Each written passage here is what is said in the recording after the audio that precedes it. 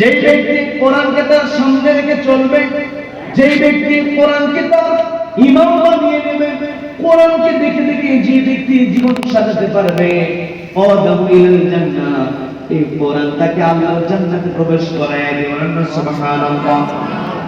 আমি আপনি দুনিয়াতে যত টাকা আমার আপনার থাকুক না কেন, আমার হয়তো কিছু বিল্ডিং আছে, আমার হয়তো ভালো একটা গাড়ি আছে, আমার ব্যাংকে অনেক টাকা পয়সা জমানো থাকতে পারে, দামি গাড়ি আমার থাকতে পারে, মোটা বেতনের চাকরি আমি পেতে পারি, ব্যবসাতে কোটি কোটি টাকা আমি আপনি ইনকাম করতে পারি, কিন্তু এই টাকা পয়সা ধন সম্পত্তি আমার কোনো কাজে আসবে না।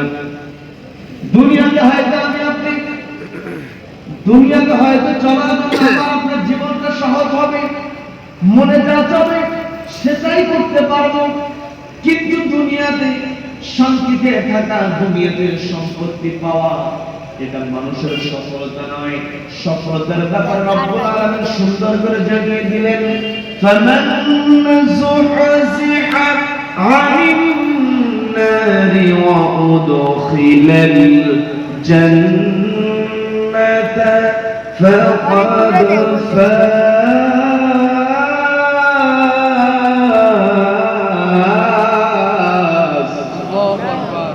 আল্লাহ জানেন, ফামান যুহজিহা আনিন নার, যেই ব্যক্তি নিজেকে জাহান্নামের আগুন থেকে বাঁচাতে পারবে, ওয়া উদখিলাল জান্নাহ, এবং জান্নাতে প্রবেশ করতে পারবে, ফাকাদ ফাজ, সেই ব্যক্তি প্রকৃত সফল।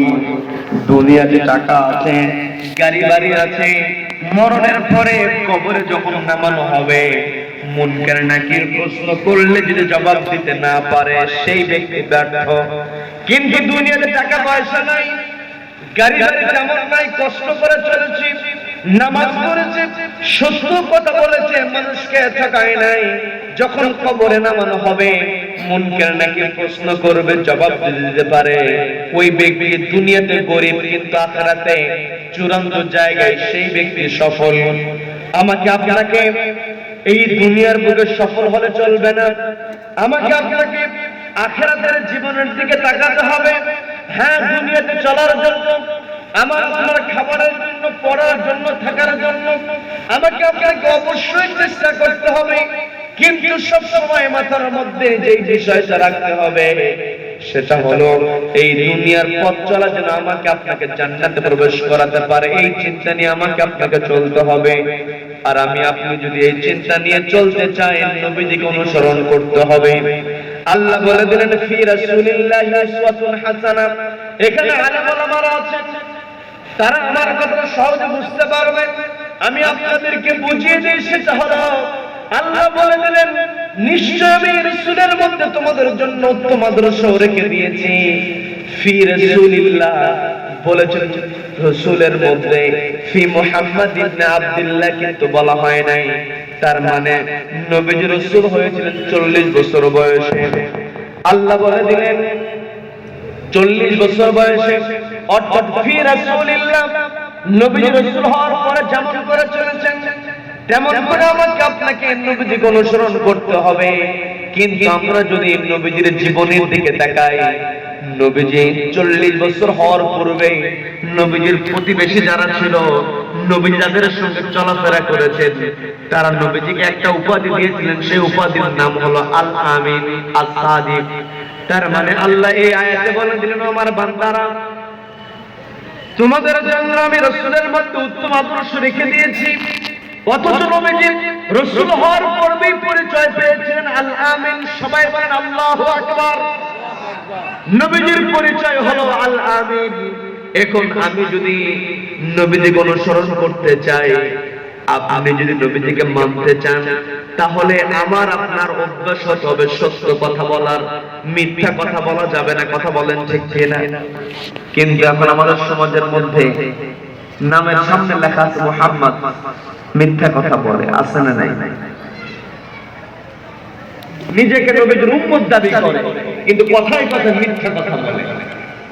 এই মিথ্যা কথা যেই ব্যক্তি বলবে, সেই ব্যক্তি মুনকার নাকিরের সামনে নবীজিকে চিনতে পাবে না। নবীজিকে চিনতে হলে যখন মুনকার নাকির আমাকে আপনাকে কবরে নামানোর পরে প্রশ্ন করবে, মান হাযার রাজুল মান নাবিয়্যুকা, প্রশ্ন করবে, যদি আমি আপনি দুনিয়াতে মিথ্যা কথা বলি, হয়তো মানুষকে ফাঁকি দিয়া নিজেকে বড় পণ্ডিত মনে করতে পারি। অনেক আছে মিথ্যা কথা বলে মানুষকে ঠকায়া পণ্ডিতি করে, আছে না নাই? কিন্তু এই পণ্ডিতি কোনো কাজে আসবে না, কারণ যখন এই কবরের মধ্যে মান হাযার রাসূল মান নাবিয়্যুকা প্রশ্ন করবে, উত্তর দিতে না পারলে ফেরেশতারা সেখান থেকে বাড়ি শুরু করবে। কি কথা বলে?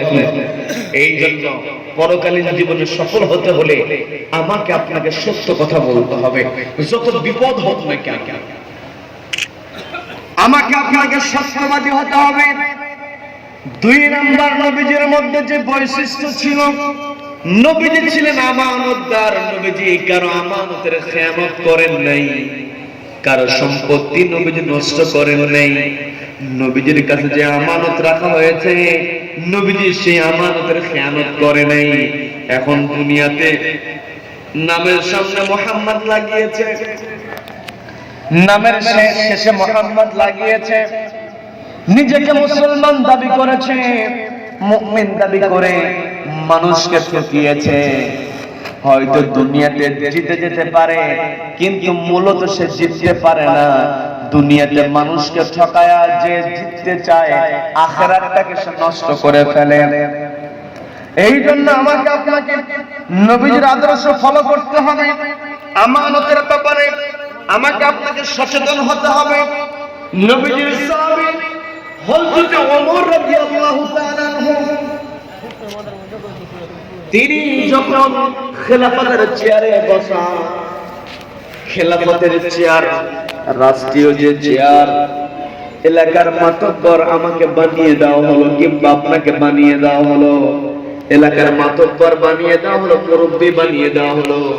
মুরব্বির চেয়ারে বসে এলাকার মানুষের প্রতি ন্যায় বিচার যদি আমি আপনি করতে না পারি, জবাব দিতে হবে কার কাছে? আল্লাহর কাছে জবাব দিতে হবে। হযরত ওমরের মনের মধ্যে কেমন ভয় ছিল, আমানতের এটা কেমন ছিল। হযরত ওমর রাদিয়াল্লাহু তাআলা তিনি একবার রাস্তা দিয়ে হেঁটে যাচ্ছেন, মাঠের মধ্যে তাকিয়ে তিনি লক্ষ্য করে দেখলেন মাঠের মধ্যে অনেকগুলো উট আছে। অনেকগুলো উটের মধ্যে একটা উটকে দেখা যায় একটু মোটা সোটা, শরীরে গোশত একটু বেশি, আর যে উটগুলো ছিল সেই উটগুলো মোটামুটি সবগুলোর সঙ্গে মিল আছে, গায়ে গোশত কম। কিন্তু একটা উটকে তিনি একটু বেশি মোটা দেখলেন। বেশি মোটা দেখার পরে তিনি তার যে অধীনস্থ কর্মচারী ছিল তাদের মধ্যে থেকে একজনকে ডাকলেন, ডেকে বললেন, খোঁজ নিয়ে দেখো তো ওই যে মোটা যে উটটা দেখতে পাচ্ছি, এই উটের মালিকটাকে। আমি একটু তার কাছ থেকে শুনে নেব কেমন করে সে উটটা লালন পালন করে উটটাকে মোটা করেছে।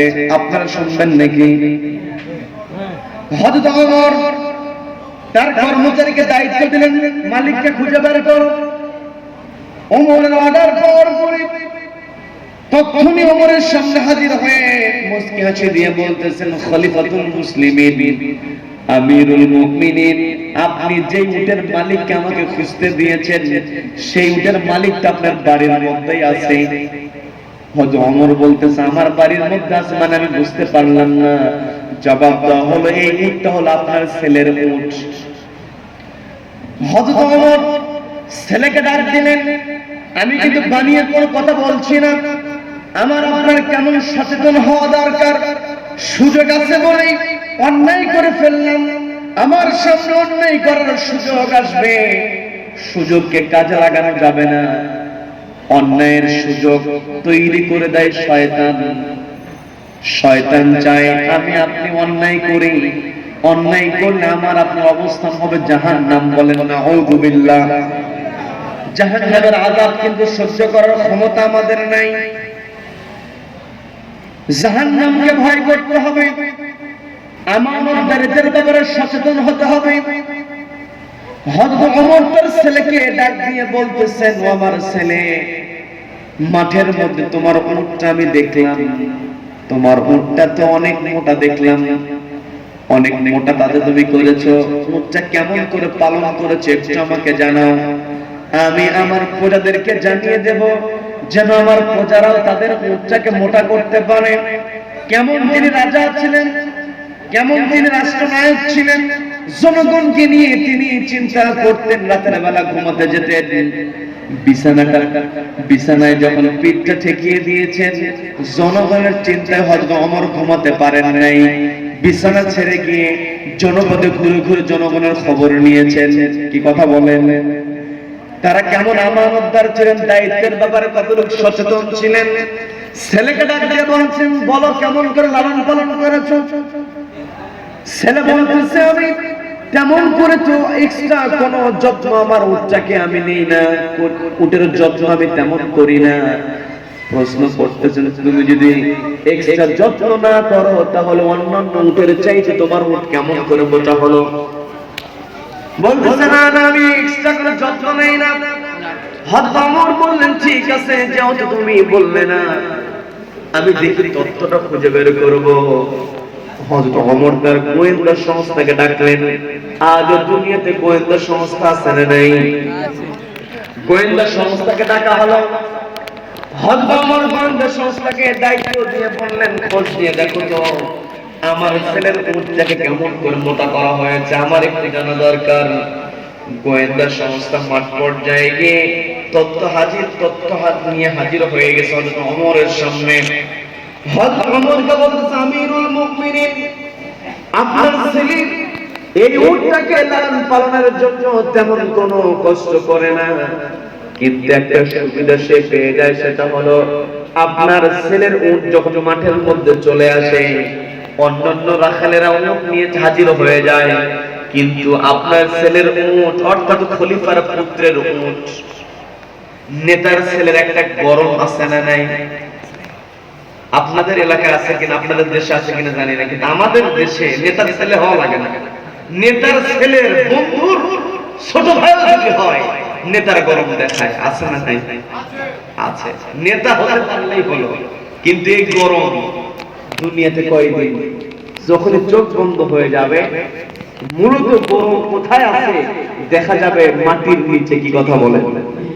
গরম কার কেমন? গরম চলবে আখিরাতে, কারণ চূড়ান্ত জায়গা, এই জায়গাটা আমরা পরীক্ষার জন্য এসেছি। এখানে তো আমরা থাকবো না, এখানে আমরা থাকবো না, আমরা এসেছি এখানে ক্ষণিকের জন্য। এই যে আপনারা এখানে এসেছেন, হয়তো অনেককে মশা কামড়াচ্ছে, কি মশা কামড়ায় না? তারপরে কষ্টের মধ্যে বসে আছেন কেন? যে কিছু কথা শুনে এটা যদি আল্লাহ নাজাতের ওসিলা হিসেবে কবুল করে, এই আশা। কোরআন শুনতে ভালো লাগে, কি কথা বলেন? এই জন্য আপনারা বসে আছেন। এই দুনিয়াতে আমরা এসেছি ক্ষণিকের জন্য। যদি আমার আপনার কষ্ট হয়, তবুও কষ্ট করতে হবে। কোন মানুষের উপরে জুলুম করা যাবে না, কোন মানুষকে ঠকানো যাবে না, মিথ্যা কথা বলা যাবে না, আমানতের ব্যাপারে সচেতন হতে হবে। হযরত ওমরকে জানানো হলো, আপনার ছেলের উট যখন মাঠের মধ্যে চলে যায়, তখন অন্যান্য রাখালের একটু ভয় পায় যে এই উটটা তো রাখালের, এই উটটা তো আমাদের খলিফার পুত্রের, কাজে একে একটু ঘাস ভালো করে খেতে দাও।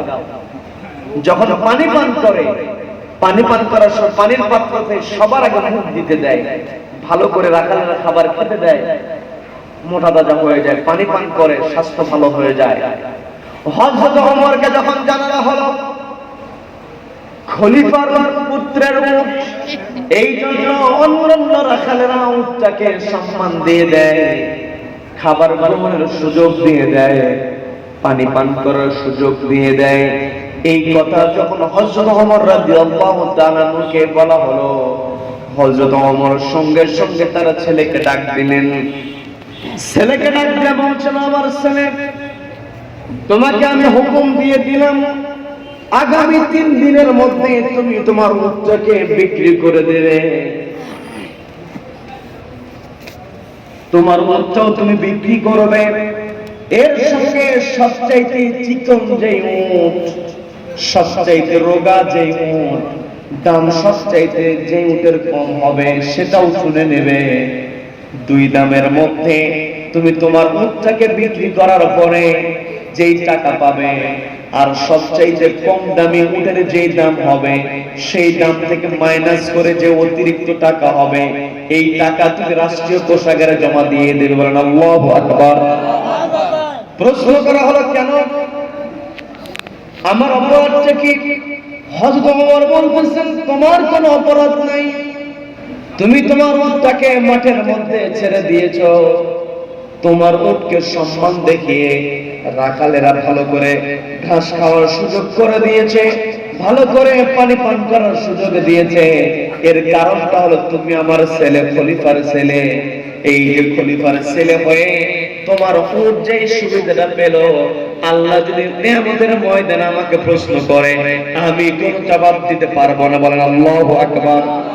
আল্লাহু আকবার। তাদের আল্লাহর ভয় কেমন ছিল, তার আমানতের ব্যাপারে সচেতন ছিলেন।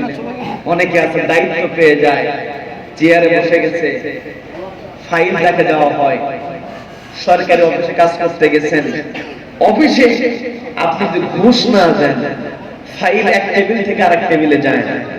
এমন আছে না নাই? আমার দেশে মানুষ মজা করে বলে ফেলে যে হাই রে এ কোন অফিসে আসলাম, মনে হয় যে এই অফিসের ইট পর্যন্ত ঘুষ খায়। প্রত্যেকটা চেয়ারে, প্রত্যেকটা টেবিলে যারা বসে আছে এদেরকে ঘুষ না দিলে ফাইল সামনে আগায় না। ওই যে চেয়ারে বসেছে ঘুষ খেয়ে যে কাজ করছে, হয়তো ও মনে করতেছে আমার ব্যাংকে টাকা থাকতেছে, আমি মনে হয় জিতে গেলাম, কিন্তু তুমি জিতে যাও না। যাদের কাছ থেকে তুমি ঘুষ নিয়ে জুলুম করতেছো এই ঘুষটা তোমার জন্য কিয়ামতের ময়দানে অন্ধকার হয়ে দাঁড়াবে। কথা বলুন ঠিক কিনা? এই জন্য এই পৃথিবীতে আমাকে আপনাকে আল্লাহ পাঠিয়েছেন। আমার আপনার সচেতন হতে হবে। সুযোগ পেয়ে জীবনে অন্যায় করে ফেলবো তা করা যাবে না। একটা ঘটনা আপনাদেরকে বললাম, ওমরের ঘটনা। ওমরের চাইতে শ্রেষ্ঠ সেই যেই সাহাবী ছিলেন নাম হলো আবু বকর সিদ্দিক রাদিয়াল্লাহু তাআলা আনহু। তিনিও কেমন ছিলেন, তার দায়িত্বের ব্যাপারে কতটা সচেতন ছিলেন। হযরত আবু বকর সিদ্দিক রাদিয়াল্লাহু তাআলার স্ত্রী হযরত আবু বকরকে বললেন একটু দোকানে যাবেন, বাজার করবেন, ভালো করে আটা নিয়ে আসবেন, একটু মিষ্টি নিয়ে আসবেন, আমি একটু আটা তৈরি করবো, মিষ্টান্ন দ্রব্য তৈরি করবো, আত্মীয় স্বজনকে ডাক দিয়ে পরিবারের সদস্যদেরকে নিয়ে একটু মজা করে খাবার খাবো। আমরা কিন্তু আমাদের নিকট আত্মীয় গুলোকে ডাক দিয়ে বাড়িতে দাওয়াত খাই, এমন ঘটনা আছে না নাই? আমার কথা বুঝতে কষ্ট হচ্ছে আপনাদের? বুঝতে কষ্ট হচ্ছে? আলোচনা চলবে তো? চলবে কতক্ষণ? ভোর বলতে একাই আমি আমি যদি একাই ভোর বলতে চালাই চলবে সারা রাত, আমি হয়ে গেলাম উপকার। সারা রাত কথা। আমার পরে যিনি কথা বলবেন তিনি অনেক ভালো কথা বলেন, আপনার অনেক মজার মানুষ। এই যে সারা রাত আমরা ঘুম জেগে এখানে বসে আছি একমাত্র কাকে খুশি করার জন্য? আল্লাহকে খুশি করতে হবে। যেমনটা খুশি করেছিলেন হযরত আবু বকর রাদিয়াল্লাহু তাআলা আনহু। স্ত্রী বলতেছেন বাড়িতে একটা অনুষ্ঠান করব, ভালো ভালো খাবার তৈরি করব, একটু দয়া করে বাজার করে নিয়ে আসেন।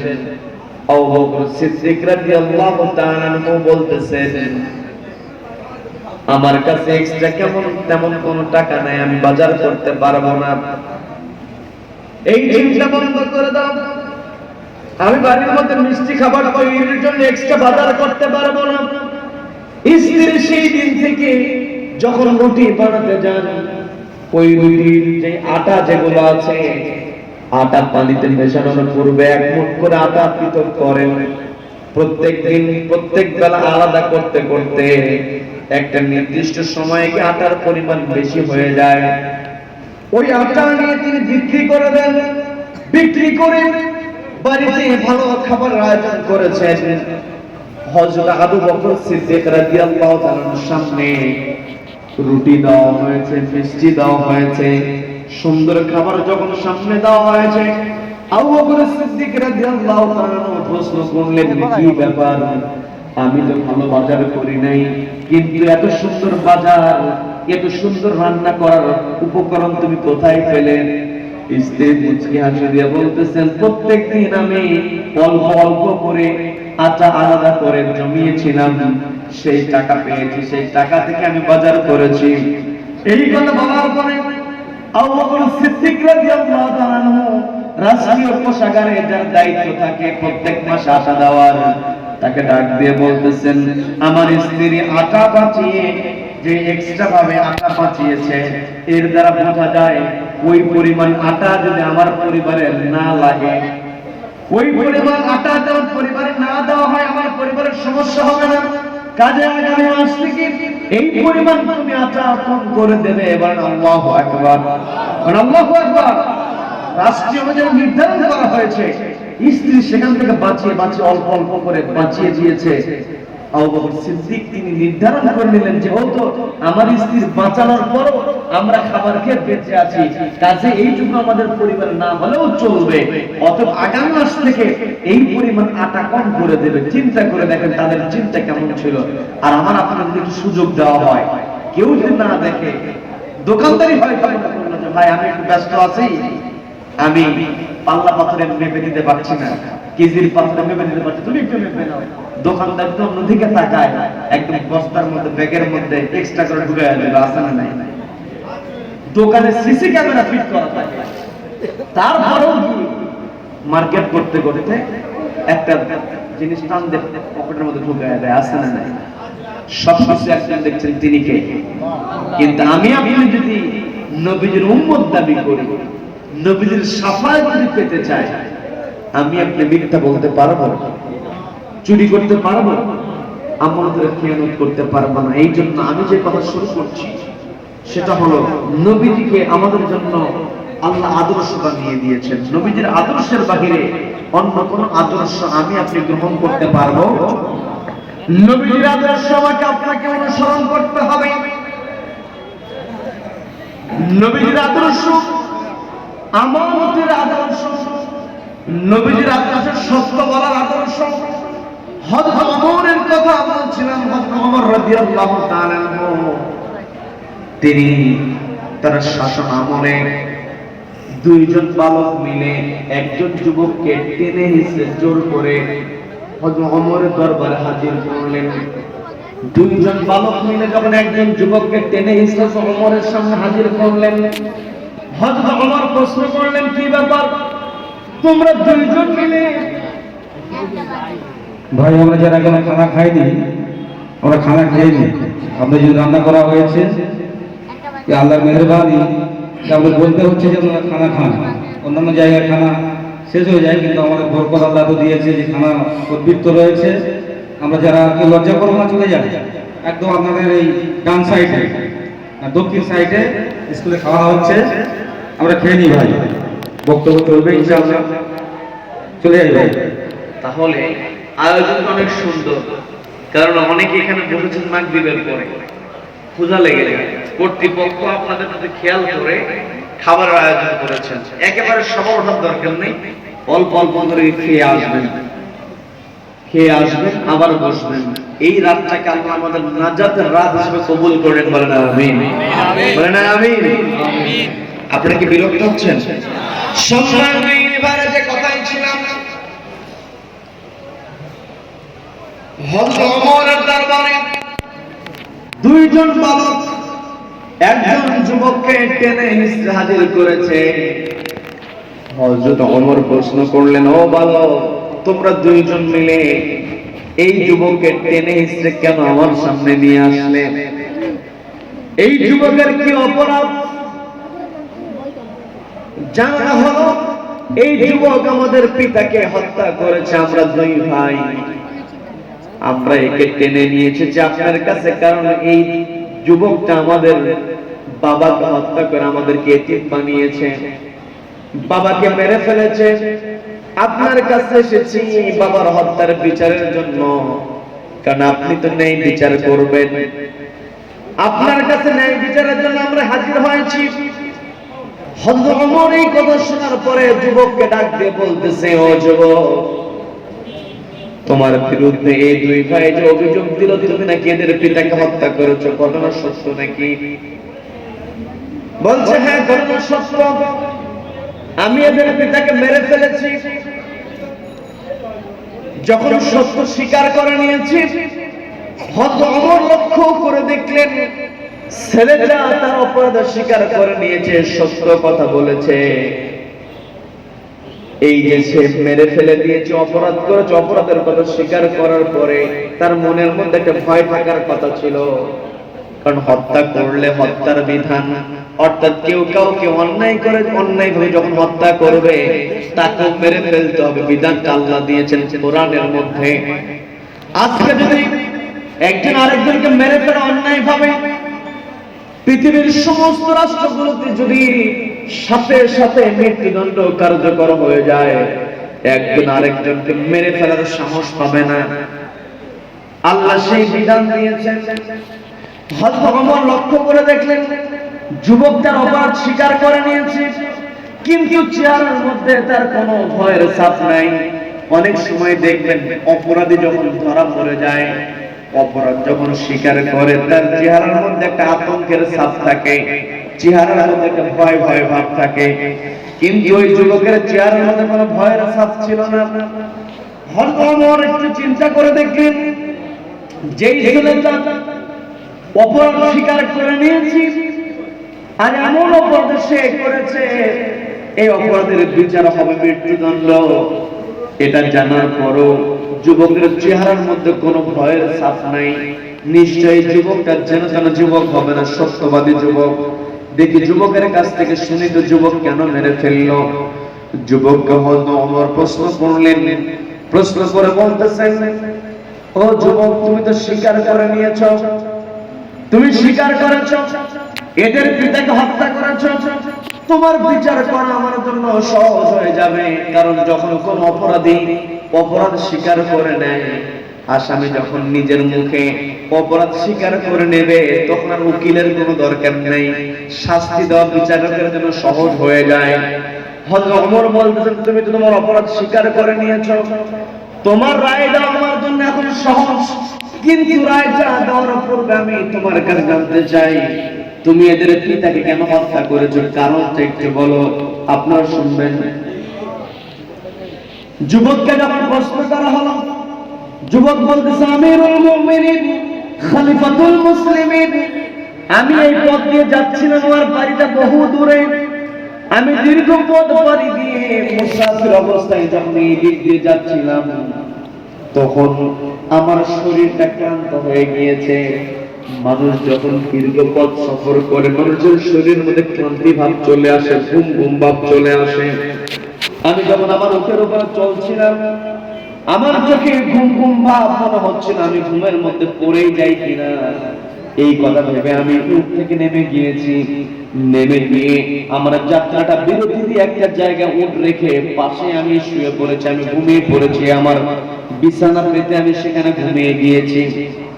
কিছুক্ষণ ঘুমানোর পরে ঘুম থেকে জেগে দেখি আমি যেই জায়গাতে আমার উটটা আমি রেখেছিলাম সেই জায়গাতে আমার উটটা নাই।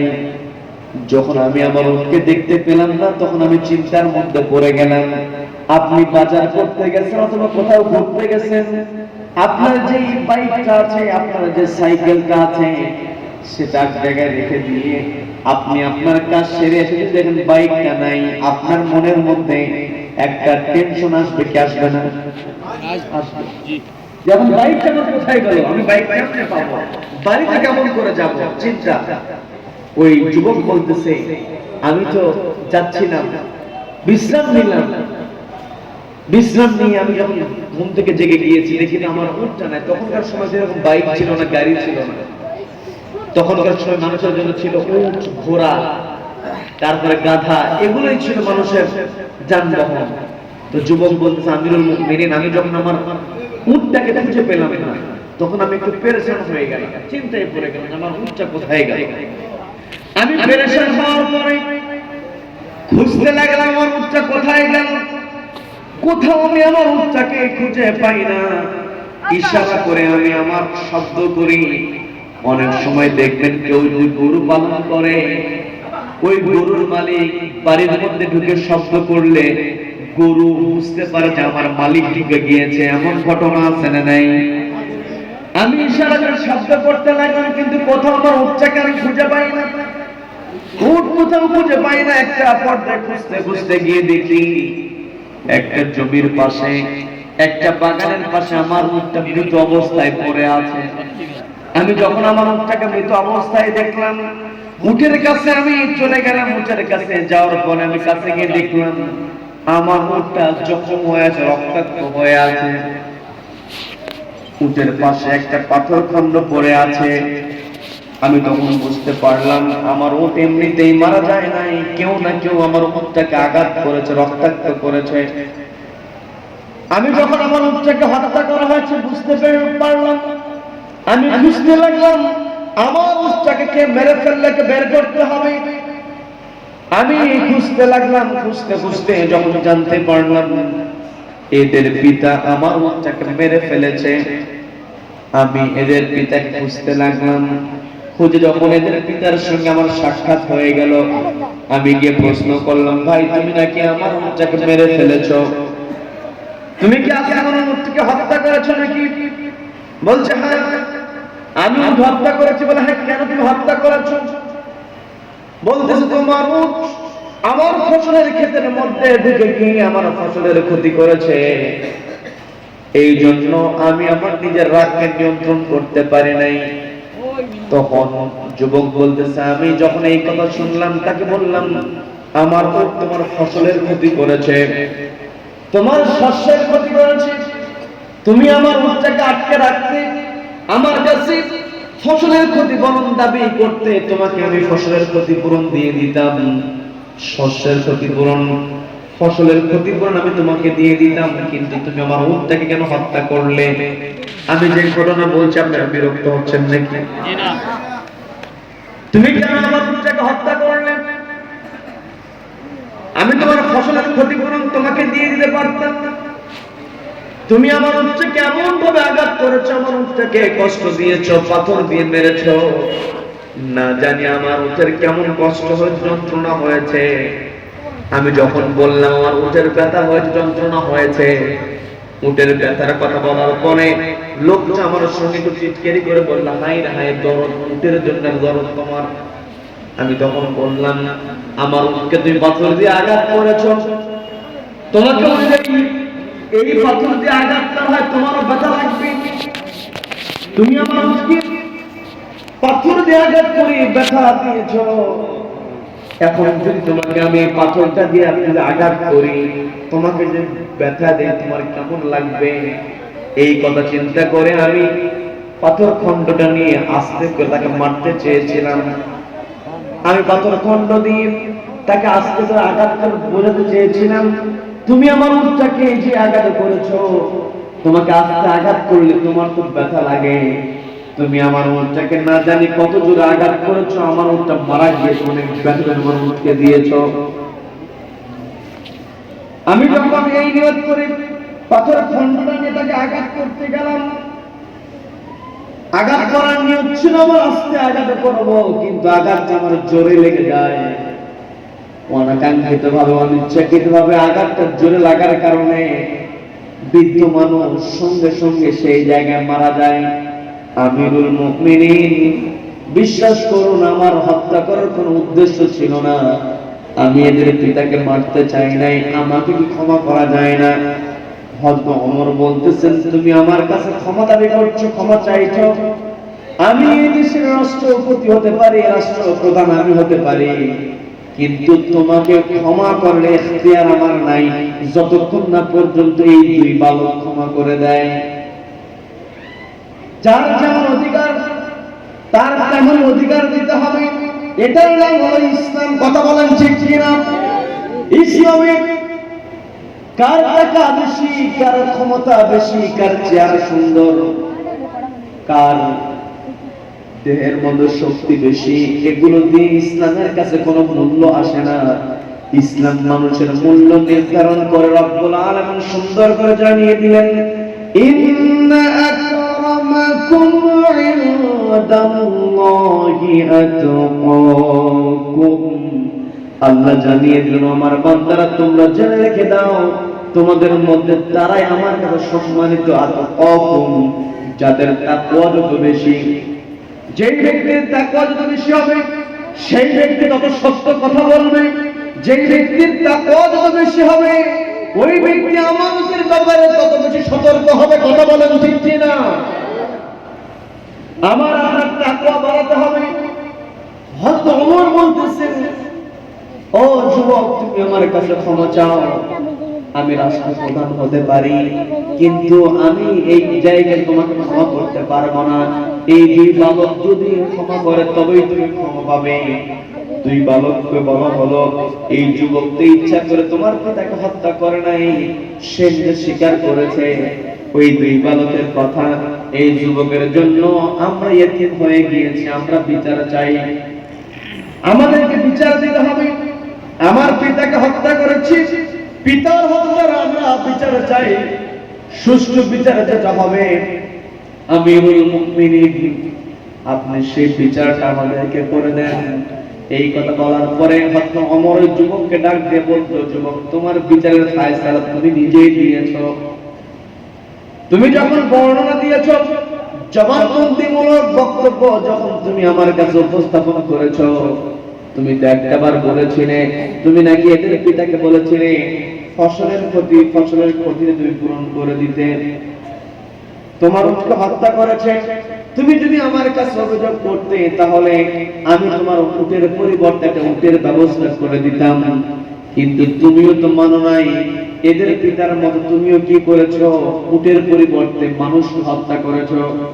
আর আমার রাষ্ট্রের মধ্যে কেউ যখন কাউকে হত্যা করে ফেলবে, আল্লাহর বিধানের আলোকে আমি তাকে মৃত্যুদণ্ড দিয়ে দেই।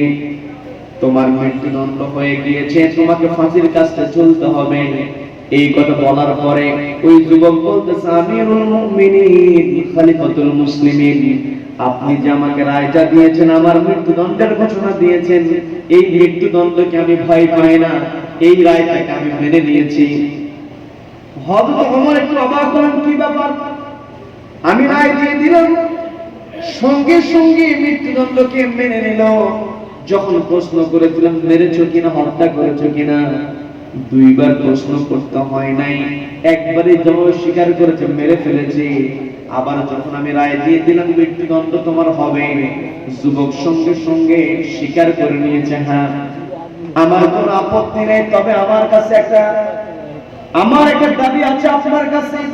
সেটা হলো, আমাকে আগামী জুমার দিন পর্যন্ত একটু সুযোগ দিতে হবে। আমি একটু আমার বাড়িতে যেতে চাই, আমার বাড়িতে আমার কিছু কাজ আছে।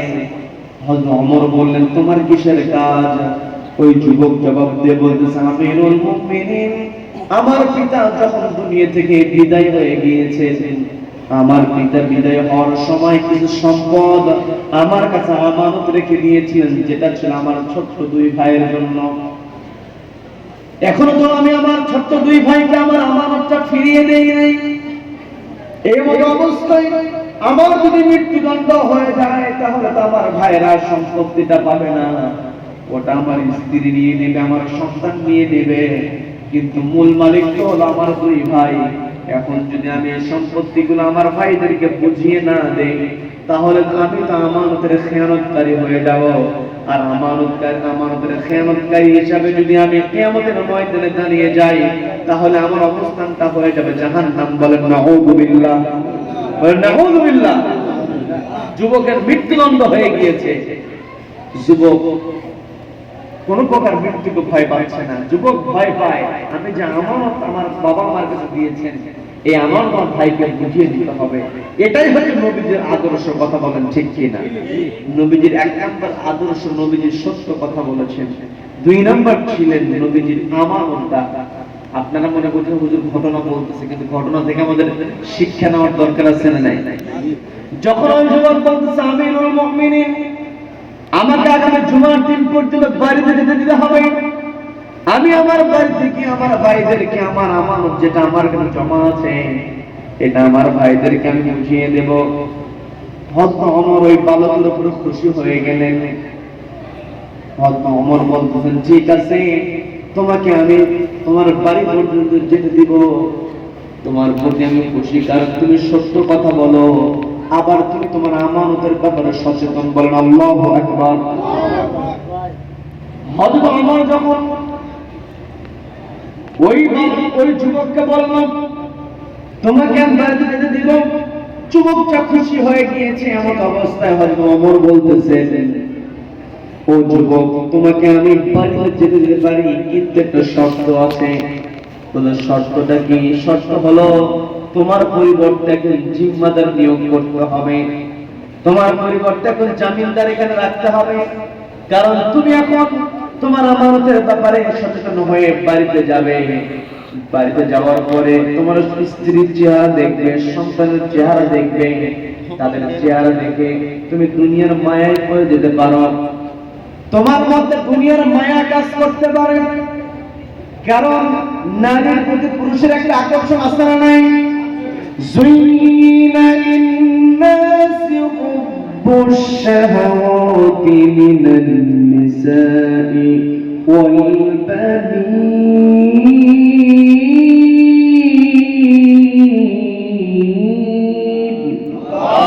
আল্লাহ জানিয়ে দিলেন, আমি মানুষের জন্য, পুরুষের জন্য নারীর প্রতি আকর্ষণ, নারীর ভিতরে পুরুষের প্রতি আকর্ষণ তৈরি করে দিয়েছি। ওয়াল বানীন, নারী পুরুষ উভয়ের মধ্যে সন্তানের প্রতি আকর্ষণ তৈরি করে দিয়েছি। হয়তো ওমর বলতেছেন, তুমি যদি বাড়িতে চলে যাও, তোমার স্ত্রীর সঙ্গে সাক্ষাৎ হবে, তোমার সন্তানকে দেখবে, দেখার পরে শয়তানের ধোঁকায় পড়ে তুমি যদি এই জায়গায় হাজির না হও, এই যে দুই বালক আমার কাছে পিতার হত্যার বিচার দিয়েছে, এই দুই বালককে যদি পিতার হত্যার বিচার না দিতে পারি, কিয়ামতের ময়দানে এই দুই বালক যদি আমার বিরুদ্ধে আল্লাহর কাছে অভিযোগ করে, আমি ওমর এক কদম সামনে আগাতে পারবো না। আখিরাতের ভয় তার মনের মধ্যে আছে, এই জন্যই তারা সম্মানিত। আপনি যদি অন্তরের মধ্যে আখিরাতের ভয় রাখতে পারি, আল্লাহর ভয় রাখতে পারি, আল্লাহ জানিয়ে দিয়েছেন আল্লাহ আমাদেরকে সম্মান দেবেন, আল্লাহ আমাদেরকে কবুল করুন। বলেন আমিন, বলেন আমিন।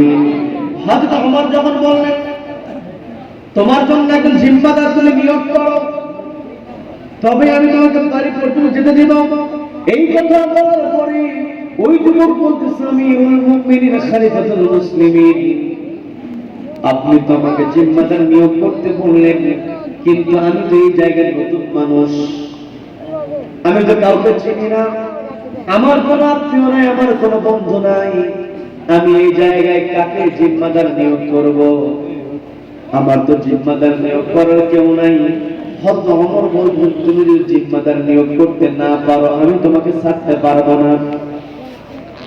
কারণ তুমি যদি চলে যাও, আমি এই দুই বালককে বিচার দিতে পারবো না, আমার দায়িত্ব বিচার করা নেই, বিচার করা। তুমি যদি পালিয়ে যাও, তাহলে আমি কেমন করে বিচার করব? কাজেই তুমি জিম্মাদার নিয়োগ করো, তবে আমি তোমাকে ছাড়তে পারি। যুবক অনেকটা চিন্তায় পড়ে গেল, কিন্তু পরক্ষণে যুবকের মনের মধ্যে একটা চিন্তা চলে আসলো, সেটা হলো ইন্নামাল মুমিনুনা ইখওয়া। সূরা হুজরাতের মধ্যে আল্লাহ 10 নম্বর আয়াতে জানিয়ে দিলেন, একজন মুমিন আরেকজন মুমিনের জন্য ভাই, একজন মুসলিম আরেকজন মুসলিমের জন্য ভাই। শুধু ভাই নয়, এখানে আলেম ওলামা আছেন, কাজাসাদিল ওয়াহিদ, মুসলিম জাতি পুরোটাই হলো একটা অঙ্গের মতো। আমার আপনার দেহের একটা অঙ্গে, হাতের মধ্যে যদি ব্যথা লাগে, গোটা দেহটাই অস্বস্তি, গোটা দেহের মধ্যে অশান্তি থাকে। যেমন আমরা দেখেছি ফিলিস্তিনের মুসলমান ভাইদেরকে কষ্ট দেওয়া হচ্ছে, ওই ফিলিস্তিনের মুসলমানদের কষ্ট দেখলে আমাদের হৃদয়টা ভেঙে যায়। কথা বলেন ঠিক কিনা? ফিলিস্তিনের মুসলমান ভাইদের কত কষ্ট দেওয়া হয়, আমাদের কলেজে আঘাত লাগার কারণ হলো তারা আমাদের ভাই, তারা আমাদের একটা অঙ্গের মতো। এই যে মহাব্বত, ওই যুবক চিন্তা করলো যে এই জায়গায় যারা তারা তো মুমিনরা তো মুসলমান, কাজে আমি একটা সুযোগ নিয়ে নেই। সুযোগটা হলো ওই যুবক দাঁড়িয়ে সবাইকে ডাক দিয়ে বলতেছো, আমার ভাইরা, তোমরা তো সব ধরনের কথা তোমরা শুনেছো, আমার তো বিচারটাও হয়ে গিয়েছে, কিন্তু আমি বিচারটাও মেনে নিয়েছি। আমাকে আগামী জুমার দিন পর্যন্ত একদিন সহযোগিতা আমার দরকার। কে আমাকে সহযোগিতা করবে? আগামী জুমার দিন পর্যন্ত কে আমার জিম্মাদারি গ্রহণ করবে? কেউ কি সহযোগিতা করবে নাকি? যখন ওই যুবক সবাইকে লক্ষ্য করে ডাক দিয়ে বলল, কে সহযোগিতা করবে? 3 থেকে 4 বার বলেছে, কেউ দাঁড়ায় না। কারণ হলো ওই যুবক যদি হাজির না হয়, ওই যুবকের পরিবর্তে তার ফাঁসির কাজকে ঝুলতে হবে। সকলের মনের মধ্যে জানের ভয় আছে না নাই? আমাদের সকলের অন্তরে জানের ভয় আছে না নাই? আছে না নাই? দেখি তো কার জানের মধ্যে ভয় নাই? হাত উঠান তো। কেউ কেউ হাত উঠায়।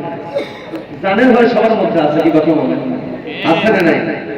কেউ যখন হাত উঠালো না, কেউ যখন দাঁড়ালো না, ওই যুবক তখন চিন্তায় পড়ে গেল, চেহারাটা মলিন হয়ে গেছে। যুবকের মনের মধ্যে আখিরাতের ভয়টা কেমন, একটি চোখটা বন্ধ করে বোঝার চেষ্টা করবেন। যুবক নিজের মনকে শান্ত রাখতে পারছে না। যুবক মরণের ভয় পায় না।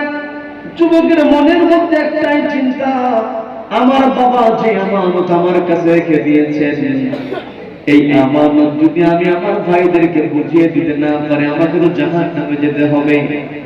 জাহান্নামের ভয় নিয়ে যুবকের চেহারা যখন মলিন হয়ে গিয়েছে, যুবক যখন একেবারে মন মরা হয়ে গিয়েছে, আশা ছেড়ে দিয়েছে, আখিরাতের কথা চিন্তা করে, জাহান্নামের ভয়ের কথা চিন্তা করে যুবক যখন একেবারে ভেঙে পড়েছে, এমন অবস্থায় নবীজির আরেকজন সাহাবীর নাম হল আবু যর গিফারী রাদিয়াল্লাহু তাআলা, তিনি দাঁড়িয়ে এসে ওই যুবকের পাশে দাঁড়িয়ে বলতেছে, আমার যুবক ভাই, তুমি সত্যবাদী, তুমি আমানতের ব্যাপারে সচেতন, আমি তোমার জন্য জিম্মাদারি নিয়ে নিলাম, আগামী জুমার দিন পর্যন্ত তুমি বাড়িতে যেতে পারবে, আমি তোমাকে সুযোগ করে দেব। যখন আবু যর গিফারী সুযোগ করে দিলেন, হযরত ওমর আবু যর গিফারীকে ডাক দিয়ে বললেন, আবু যর গিফারী, ভালো করে চিন্তা করো, এই যুবক যদি আগামী জুমার দিনে হাজির না হয়, এই যুবকের পরিবর্তে তোমার কিন্তু ফাঁসি কার্যকর হয়ে যাবে। এই যুবকের পরিবর্তে তোমাকে মৃত্যুবরণ করতে হবে। আবু যর গিফারী বলছে, ঠিক আছে, এটা আমার জানা আছে, আমি আমার ভাইয়ের জন্য জিম্মাদারি গ্রহণ করেছি। আরেকটা বর্ণনায় পাওয়া যায়, আবু যর গিফারী জিম্মাদারিটা গ্রহণ করেছেন, এর সঙ্গে আরো যুক্ত করেছেন, বলতেছে, ও যুবক ভাই, তোমার যে বাহনটা ছিল, তুমি যে উঠে করে তুমি পথ চলেছো, সেই উটটা তো মারা গেছে, এখন বাড়িতে কেমন করে যাবে? আমি তোমার জিম্মাদারিও নিলাম, সাথে আমার ঘোড়াটাও দিলাম, তুমি তোমার বাড়ি পর্যন্ত চলে যাও। আল্লাহু আকবার। যুবক খুশি হয়ে গেল, ঘোড়া নিয়ে বাড়ির দিকে রওনা দিয়েছে। বাড়িতে পৌঁছে গেছি, অনেক লম্বা ঘটনা, বিস্তারিত ঘটনার দিকে যাব না, তবে বোঝার জন্য যতটুকু বলা দরকার বলছি। যুবক বাড়িতে গিয়ে স্ত্রীর সঙ্গে দেখা করেছে, ছোট্ট ছেলে ছিল, তাকে আদর করেছে, ভাইয়ের যে আমানত ছিল ভাইদেরকে বুঝিয়ে দিয়ে ওমরের দরবারের দিকে রওনা করেছে। যুবক রওনা দিয়েছে, দিন অতিবাহিত হয়, যুবক রওনা করেছে, এইদিকে দিনের পর দিন চলে যাচ্ছে, জুমার দিন উপস্থিত হয়েছে।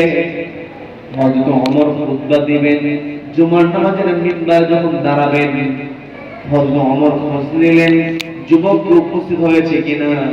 হযরত ওমরকে জানানো হলো, এখনো যুবকের কোনো সারা শব্দ নেই, যুবক এখনো উপস্থিত হয় নাই। হযরত ওমর আবু যর গিফারীকে বলেন, আবু যর গিফারী, যুবক যে এখনো হাজির হয় নাই, জুমার নামাজের পরে ফাঁসি কার্যকর করার কথা আছে, ওই যুবক যেহেতু হাজির হয় নাই, প্রস্তুত হয় না, জুমার নামাজের পর তোমার মৃত্যুদণ্ড হয়ে যাবে। আবু যর গিফারী কোন প্রকার ভয় পেলেন না, নামাজ আদায় করলেন, নামাজ সম্পন্ন হয়ে গেছে, সবাই নামাজের পর অপেক্ষা করছে, দেখি আবু যর গিফারীর ব্যাপারে হযরত ওমর কেমন সিদ্ধান্ত দেয়। হযরত ওমর নামাজের পরে আবু যর গিফারী রাদিয়াল্লাহু তাআলাকে ডাক দিয়ে বলেন, প্রস্তুত হয়ে যাও। من يشفع شفاعة حسنة يكن له نصيب منها ومن يشفع شفاعة سيئة يكن له كفل منها। আল্লাহ জানিয়ে দিয়েছেন, কোন মানুষ যদি ভালো কাজের জন্য সহযোগিতা করে, মান ইয়াশফা শাফাআতান হাসানাতান, কোন মানুষ যদি ভালো কাজে সহযোগিতা করে, ইয়াকুল্লাহু নাসিবুম মিনহা, ওই ভালো কাজে সহযোগিতা করার কারণে ওই ভালো কাজের একটা অংশ তার আমলনামায় যুক্ত করে দেওয়া হয়। বলেন না সুবহানাল্লাহ, বলেন সুবহানাল্লাহ। তার মানে এই যে আজকে মাহফিলের আয়োজন করা হয়েছে, এই মাহফিলটা তো ভালো কাজ। আমি আপনি যদি সহযোগিতা করতে পারি, ইয়াকুল্লাহু নাসিবুম মিনহা, এই যে আয়োজন, এই আয়োজনটা কোরআন শোনানোর আয়োজন, এই কোরআন শোনানোর আয়োজনে সওয়াব আছে না নাই? আছে না নাই? আমি আপনি আমার আপনার সামর্থ্য অনুযায়ী অংশগ্রহণ করব, আমাকে আপনাকে সে অংশের বিনিময়ে কিয়ামতের ময়দানে যখন দুনিয়ার কোনো সম্পত্তি কাজে আসবে না, আমি আপনি যদি ভালো কাজে ব্যয় করতে পারি, এই ভালো কাজের ব্যয়টা ইয়াকুল্লাহু নাসিবুম মিনহা, একটা অংশ হিসেবে আমাকে মুক্তির ওসিলা বানায় নিতে পারেন কে? কে বানায় নিতে পারেন? আবার আমি আপনি যদি খারাপ কাজ করি, আবার কেউ খারাপ কাজ করলো না কিন্তু আমাকে সহযোগিতা করলো, অর্থাৎ কোন মানুষ খারাপ কাজ করছে, সেই মানুষকে যদি আমি আপনি সহযোগিতা করি, আল্লাহ জানিয়ে দিল মাইয়াশফা শাফাআতান সাইয়্যাতান ইয়াকুল্লাহু কিফলুম মিনহা, অপরাধ করে নাই কিন্তু অপরাধীকে সহযোগিতা করার কারণে একটা অংশ তার আমলনামায় যুক্ত হয়। বলেন নাউযুবিল্লাহ।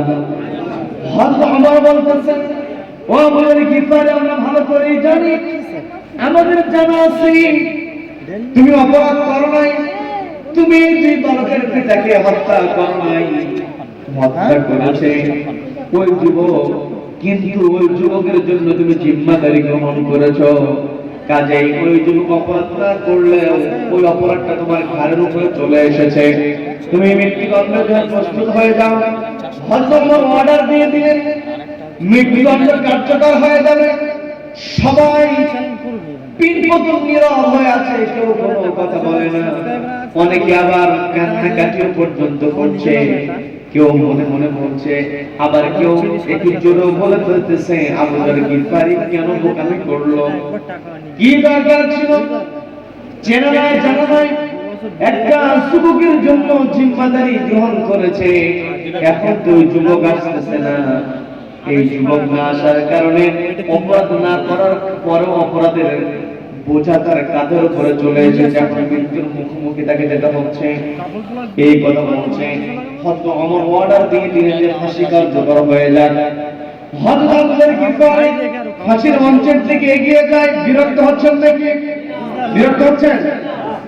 আবু যর গিফারি ফাঁসির মঞ্চের দিকে এগিয়ে যায়, একেবারে কাছাকাছি চলে গিয়েছে, ফাঁসি কার্যকর হবে এমন অবস্থায় একজন মাঝখান থেকে চিৎকার দিয়েছে। চিৎকার যখন দিয়েছে, সবাই আবু যর গিফারির দিকে না তাকিয়ে চিৎকারকারীর দিকে তাকালো, তাকিয়ে বলতেছে, কি ব্যাপার, তুমি চিৎকার করার কারণটা কি, কেন তুমি চিৎকার করো? ওই চিৎকারকারী জবাব দিয়ে বলতেছে, তোমরা তো সবাই আবু যর গিফারির দিকে তাকিয়ে আছো, দেখো দূরের মরুভূমির মধ্যে কে যেন ঘোড়া দাবড়ে এগিয়ে আসতেছে, ঘোড়ার সওয়ারি একটা দেখা যায়, হয়তো এই ঘোড়ার সওয়ারিটা যুবক তো হলেও হতে পারে, আমরা একটু অপেক্ষা করি, আর যদি ওই ঘোড়ার সওয়ারি যুবক নাই হয়, অন্তত অপেক্ষা করে তারপরে আবু যর গিফারির মৃত্যু কার্যকর হবে। হযরত ওমরের কাছে দাবি পেশ করা হলো, আমিরুল মুমিনিন খলিফাতুল মুসলিমিন, আপনি একটু অপেক্ষা করুন, অনুমতি আমাদেরকে দিয়ে দেন, আমরা একটু অপেক্ষা করি, ওই ঘোড়াওয়ালাটা উপস্থিত হোক, এরপর আবু যর গিফারির মৃত্যুদণ্ড কার্যকর হোক। হযরত ওমর অনুমতি দিয়ে দিলেন। ওই ঘোড়ার সওয়ারি এগিয়ে আসতেছে, একের পর এক এগিয়ে আসতেছে, যত কাছে চলে আসে চেহারা স্পষ্ট হয়ে যায়।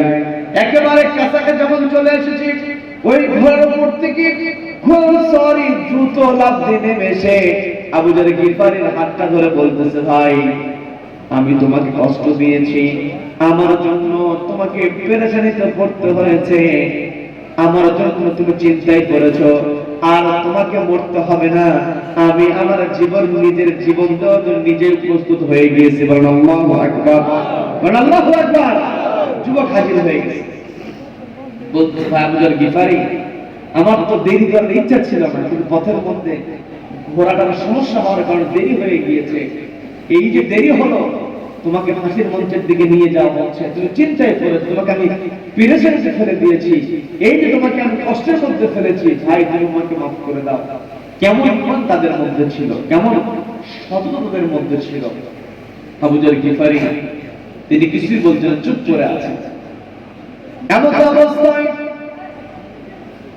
ওই যুবক হযরত ওমরকে লক্ষ্য করে বলতেছেন, আমিরুল মুমিনিন, আমার বিচার সম্পন্ন হইতে সময় এমনি বিলম্বিত হয়েছে, দেরি হয়ে গিয়েছে, আরো দেরি হোক এটা আমি চাই না, কারণ আপনি বিচার ফায়সালা করেন আল্লাহর বিধান দিয়া, আল্লাহর বিধানের আলোকে আমার মৃত্যুদণ্ড হবে, আমার এতে কোনো আপত্তি নেই, আমি আগে জানিয়েছিলাম, সময় তো পেরিয়ে গিয়েছে, আরো সময় ক্ষেপণ হোক, আরো সময় চলে যাক এটা আমি চাই না, আপনি অর্ডার দিয়ে দেন দ্রুত যেন আমার মৃত্যুদণ্ড কার্যকর হয়ে যায়।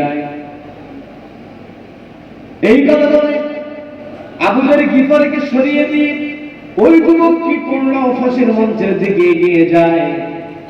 এমন অবস্থায় ওই যে দুই ভাই বিচার দিয়েছিল, ওই দুই ভাই গিয়ে ওই যুবকের সামনে দাঁড়িয়ে বলতেছে, কোথায় যাও?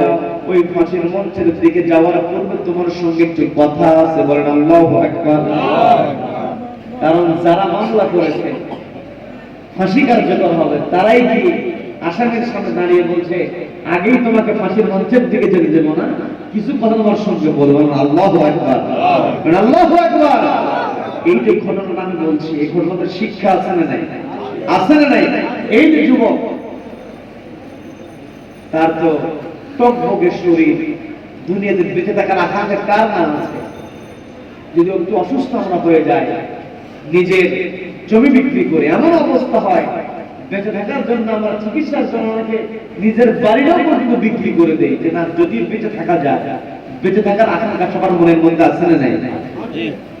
কিন্তু বেঁচে আমরা থাকবো, যতদিন বেঁচে থাকবো, আমার আপনার টার্গেট থাকতে হবে আল্লাহকে সন্তুষ্ট করা, দুনিয়ার মোহের পিছনে দৌড়ানো যাবে না।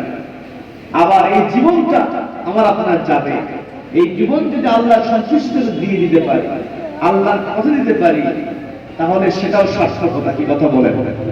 যদি আমরা বেঁচে থাকি তবু আল্লাহকে সন্তুষ্ট করার চেষ্টা করব, আবার যদি আল্লাহর কথা চলতে গিয়ে আমাকে মরতে হয়, মরবো তবু কার সন্তুষ্টির জন্য। যারা মুমিন হয় তারা মরণ কখনো ভয় পায় না। মুমিনের মনের মধ্যে, মুসলিম প্রকৃত মুসলিমের মনের মধ্যে কি মরণের ভয় থাকতে পারে? থাকতে পারে। নবীদের আরেকজন সাহাবী ছিল, তার বয়স ছিল একেবারেই কম। আমার সামনে বসে আছে, কয়েকদিন আমি দেখতে পাচ্ছি একেবারে ছোট মানুষ। নবীজির একজন সাহাবী ছিল, নাম হলো রাফি ইবনে খাদিজ রাদিয়াল্লাহু তাআলা আনহু। বদর যুদ্ধের সময় তার বয়স ছিল 14 বছর। 14 বছর বয়সী সাহাবী। বদর যুদ্ধের ডাক যখন চলে এসেছে, নবীজির কাছে হাজির হয়ে বলতেছে, ইয়া রাসূলুল্লাহ, ইয়া হাবিবাল্লাহ, আমি আপনার সঙ্গে বদর যুদ্ধে যেতে চাই। নবীজি মুস্কি হাসি দিয়ে বলতেছেন, তোমার বয়স একেবারে কম, ছোট মানুষ, কেমনে তুমি যুদ্ধের ময়দানে যাবে? তোমার যুদ্ধের ময়দানে যাওয়ার দরকার নাই, তুমি বাড়ি চলে যাও। তোমার বয়স যখন হবে, যুদ্ধে যাওয়ার উপযুক্ত যখন তুমি হবে, তোমাকে আমি ডেকে নেব। এই কথা বলে যখন আপনারা মনে করতেছেন হুজুর একটা ঘটনা বলতে বলতে আরেকটার দিকে চলে গেছে। কোন ছেলে? কোন ছেলে? হ্যাঁ, ও যুবক, এটা শুনবেন? যুবক, হ্যাঁ হ্যাঁ, ওটাও শেষ হবে। মুরব্বীরা সচেতন আছে, বলেন আল্লাহু আকবার, আল্লাহু আকবার। যুবকেরটাও শুনবো, আবার নতুন যে যুবকের কথা বলছে এটাও শুনবো। কি কথা বলেন? কি কথা বলেন? যেহেতু সারা রাতে রাত চলবে। কি কথা বলেন? আল্লাহ কবুল করেন ওই সচেতন মুরব্বী, মনোযোগী মুরব্বীকে আল্লাহ কবুল করেন, বলে না আমি। সেই সাথে আমাদেরকে আল্লাহ কবুল করেন, বলে না আমি। ওই যুবকের দিকে যাওয়ার পূর্বে যে কথাটা বলছি, নবীর সাহাবী রাফি ইবনে খাদিজ রাদিয়াল্লাহু তাআলা আনহু বয়স 14 বছর নবীজির কাছে অনুমতি চেয়েছেন, ইয়া রাসূলুল্লাহ ইয়া হাবিবাল্লাহ, আমাকে অনুমতি দেন, আমি যুদ্ধের ময়দানে যাব, আমাকে অনুমতি দিতে হবে, আমি যুদ্ধের ময়দানে যাব। নবীজি বলতেন তোমার বয়স কম, অল্প বয়সে তোমাকে আমি যুদ্ধের ময়দানে যাওয়ার অনুমতি দেব না, তুমি বাড়ি চলে যাও। যুবকের মন খারাপ, ছোট মানুষ, মনটা খারাপ হয়ে গেছে। নবীজি বলতেছেন মন খারাপ করার কোনো কারণ নাই, তুমি যুদ্ধে যাওয়ার জন্য যে নিয়ত করেছো এই নিয়তের জন্য আল্লাহ তোমাকে আমলনামায় সব যুক্ত করে দিয়েছেন। আল্লাহু আকবার। বদর যুদ্ধে অনুমতি পান নাই। বদর যুদ্ধের পর নবীজি বিজয় নিয়ে যখন মক্কায় চলে এসেছিলেন, ইসলাম বিদ্বেষী যারা ছিল, ইসলামকে যারা সহ্য করতে পারে নাই, তারা যখন পরাজিত হয়েছে, মুসলমানদের বিজয়টা তারা মেনে নিতে পারে, নতুন করে আরেকটা যুদ্ধের ডাক দিয়েছে 1 বছরের মাথায়। সেই যুদ্ধের নাম হলো উহুদ যুদ্ধ।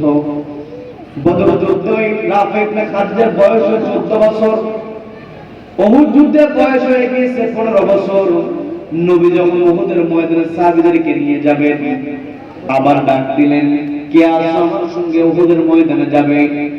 উহুদের ময়দানে ডাক্তার রাফি ইবনে খাদিজ শুনেছেন, বাড়ি থেকে বের হয়ে নবীজির কাছে আসবেন, অনুমতি নেবেন। এমন অবস্থায় তার মনে হয়ে গেল 1 বছর পূর্বে নবীজি তো আমাকে অল্প বয়স হওয়ার কারণে অনুমতি দেন নাই, এখন যদি আমি নবীজির কাছে যাই, 1 বছর তেমন তো বড় আমি হই নাই, নবীজি হয়তো আমাকে অনুমতি দিবেন না।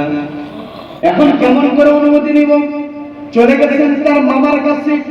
মামার কাছে গিয়ে বলতেছে, মামা আমি যে ভালো তীর নিক্ষেপ করতে পারি, এটা কি আমার জানা আছে নাকি?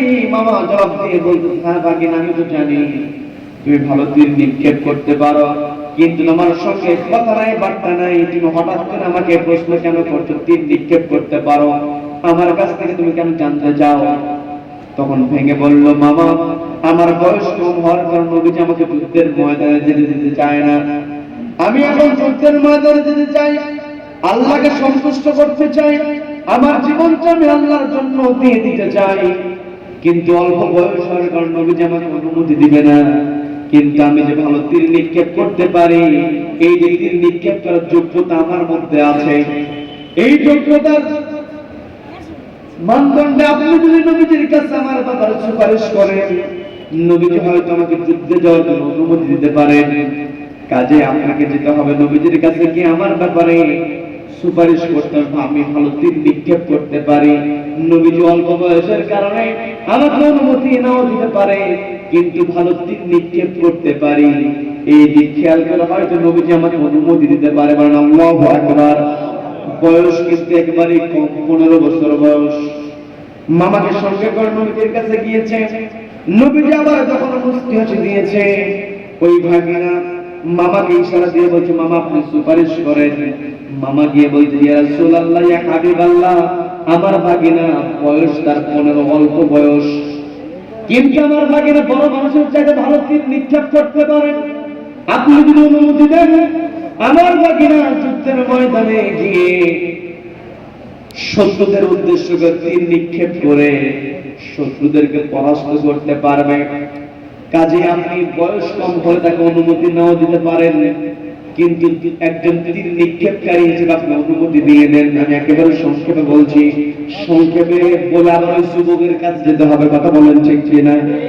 আমার মুরব্বীরা চিন্তাই করে কি যুবকের কাছে যাবে কি যাবে না?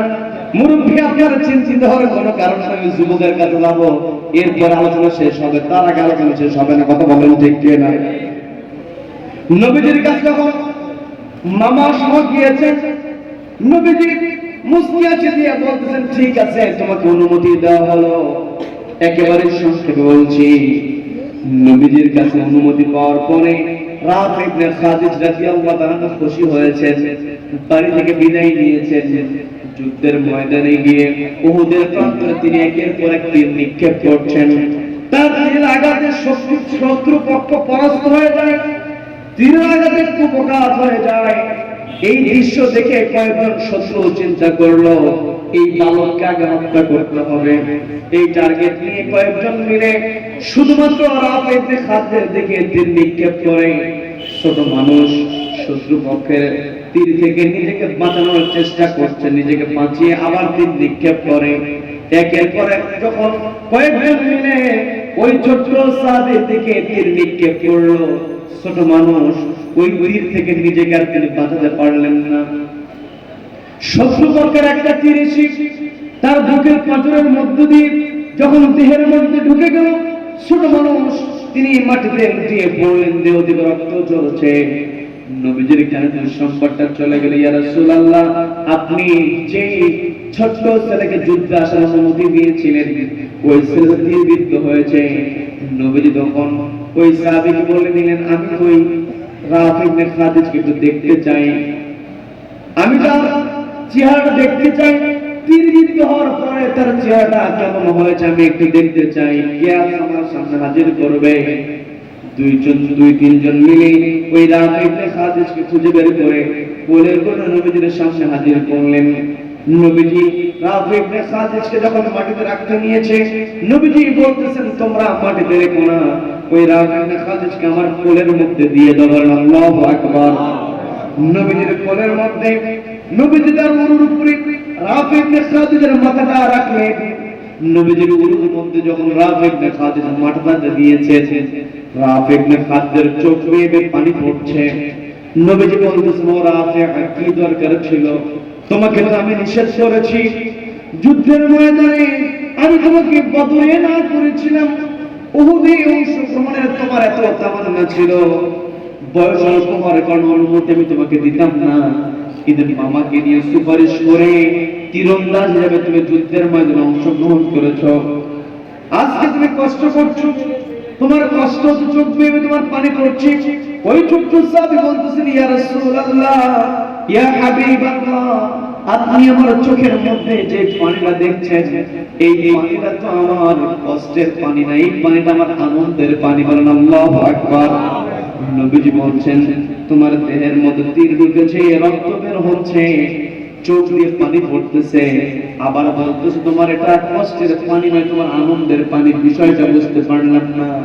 ওই ছোট্ট সাহাবী বলতেছেন, ইয়া রাসূলুল্লাহ, ইয়া হাবিবাল্লাহ, আপনি যেমনটা বলেছেন, যুদ্ধের ময়দানে যদি আমি না আসতাম, আমার শরীরে তীরবিদ্ধ হতো না, আমার কষ্ট হতো না, এটা যেমন সত্য কথা, এটাও তো সত্য, আমার শরীরে যদি তীরবিদ্ধ না হতো, নবীজি আপনার রহমতের কোলের মধ্যে আমি আমার মাথাটা রাখতে পারতাম না। ছোট্ট মানুষ, ইমানটা তার কেমন ইমান! নবীজি ওই রাফি ইবনে খাদিজ কি তার কপালটা তুলে নিয়ে কপালে চুমু খেয়ে বলতেছেন, রাফি, তোমার বয়স কম হতে পারে, কিন্তু তোমার ইমানটা পরিপূর্ণ। বলেন আল্লাহু আকবার। বলেন আল্লাহু আকবার।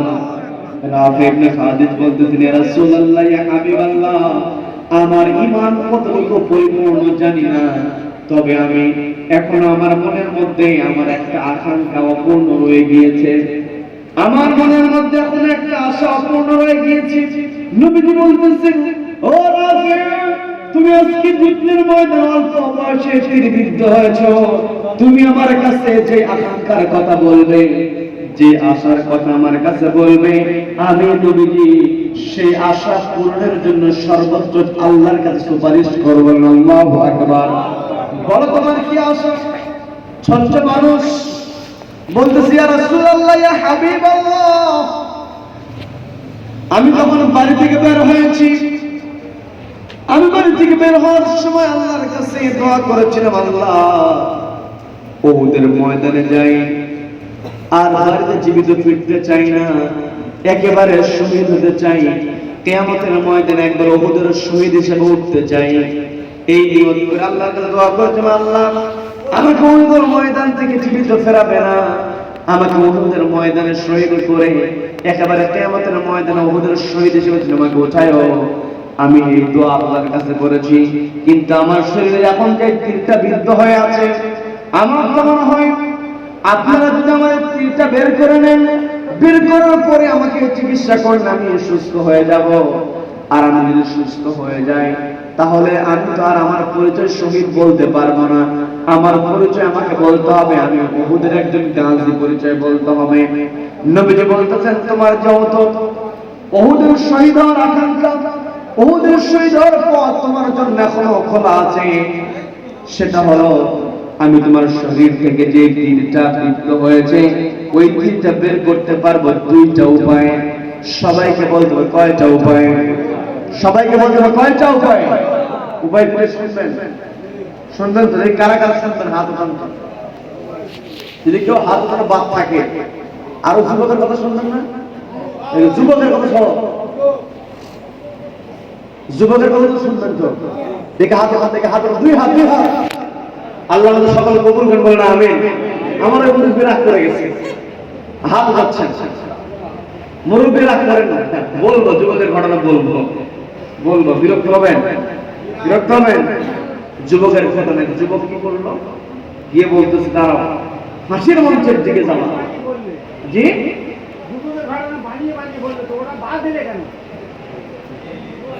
বুঝি নাই, কিছু বোঝে না।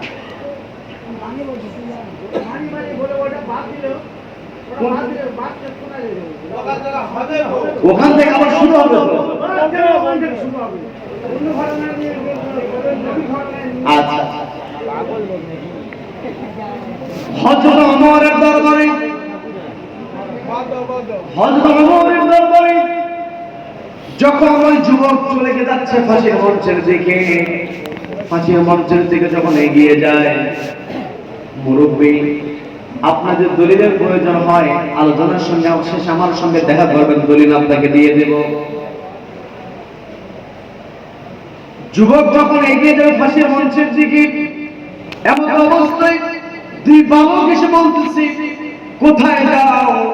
ফাঁসির মঞ্চের দিকে যাবে, এর পূর্বে তোমার সঙ্গে একটু কথা বলতে চাই। এই কথা যখন থামিয়ে দিয়েছে, প্রশ্ন করা হলো তোমার তো সুযোগ ছিল, তোমার তো সুযোগ ছিল, তুমি তো বাড়িতে গিয়েছিলে, তুমি এখানে না আসলেও পারতে।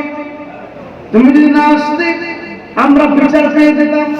আমিরুল মুমিনিন তিনি বিচার দিয়ে দিতে পারতেন, কারণ তোমার পরিবর্তে আবু যর গিফারি জিম্মাদারি গ্রহণ করেছে, আবু যর গিফারি জিম্মাদারি নিয়েছে, তোমার পরিবর্তে ফাঁসি কার্যকর হয়ে যেত, আমরা বিচার পেয়ে যেতাম। হয়তো ওমর তার বিচারটা আমাদেরকে দিয়ে দিতেন, মাঝখান দিয়ে তোমার জন্য সুযোগ ছিল বেঁচে থাকার, কিন্তু তুমি এই জায়গায় হাজির হয়েছো মানে মরণের জন্য হাজির হয়েছো। তুমি যুবক মানুষ, তুমি পালিয়ে বাঁচতে পারতে কিছুদিন, কিন্তু জীবনের মায়া ত্যাগ করে তুমি যে হাজির হয়েছো, এর কারণটা কি? ওই যুবক এখন জবাব দিয়ে বলতেছে, কারণ যদি তোমরা আমার কাছে জানতে চাও, কারণ যদি আমার কাছ থেকে শুনতে চাও, সেটা হলো আমি যখন সবার মধ্যে আমার সাহায্যের জন্য আবেদন করেছিলাম, তখন আমি আমার নিজের পরিচয় দিয়েছিলাম আমি হলো মুসলিম। আমি আমার নিজের পরিচয় দিয়েছিলাম মুসলিম। মুসলিম পরিচয় দিয়ে আমি ওয়াদা করেছিলাম জুমার নামাজের পূর্বে আমি হাজির হয়ে যাব। আমি ওয়াদা করেছিলাম, আমার পরিচয় ছিল আমি মুসলিম।